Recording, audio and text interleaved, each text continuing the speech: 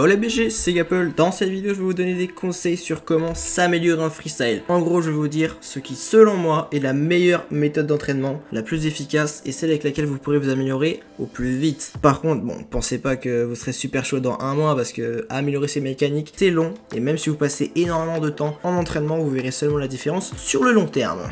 Alors, si vous voulez vous lancer dans le freestyle ou vous améliorer mécaniquement, pour moi la base c'est ce qu'on appelle le car control, c'est-à-dire la maîtrise des mouvements de votre voiture, et particulièrement lorsque vous êtes en train de tourner dans les airs. Pour améliorer ce point essentiel dans le freestyle, je recommande aux joueurs PC de s'entraîner sur des maps workshop, comme les maps ring. Ce sont des maps où vous devez traverser des anneaux dans les airs, à faire absolument en tournant tout le temps sur vous-même si vous voulez améliorer la maîtrise de votre voiture. Une autre map super intéressante, c'est la map Air Dribble Challenge, qui améliorera votre car control, mais en même temps votre contrôle avec la balle. Ce qui est super avec cette map, c'est que un chronomètre est mis à disposition, donc vous pouvez suivre votre progression sur le long terme.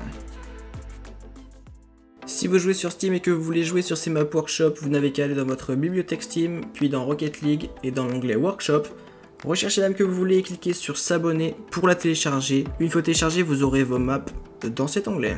Pour les joueurs Epic Games, je vous mettrai un petit tuto dans la description sur comment utiliser des maps workshop, car ce n'est pas si simple. Pour le joueur console, malheureusement vous ne pouvez pas accéder aux maps workshop, mais je vous conseille fortement d'aller en entraînement libre, de vous fixer un point et d'essayer de l'atteindre à 100% en tournant. Comme par exemple, essayez d'aller toucher la crossbar depuis vos cages en ayant une trajectoire en courbe. Ça peut être vraiment un entraînement intéressant pour s'habituer à votre tonneau. Pour moi, cette étape est indispensable et c'est vraiment sur le contrôle de votre voiture que vous devez travailler avant même d'essayer de faire des flip reset et des musty flick ou toute autre mécanique qui sont la prochaine étape. Une fois que vous pensez avoir un bon contrôle de votre voiture et de la balle, je vous conseille de maîtriser les resets et les musty qui pour moi représentent 80% du solo freestyle. Dans presque tous les moves freestyle, vous verrez soit des resets, soit des musty. Donc, si vous voulez devenir régulier au flip reset et au musty flick, la meilleure méthode c'est l'entraînement personnalisé. Ces entraînements vont vous permettre de faire des essais à la chaîne, de recommencer le move sans perdre de temps et de commencer avec un bon setup. Si vous voulez un bon pack d'entraînement, je vous mets le mien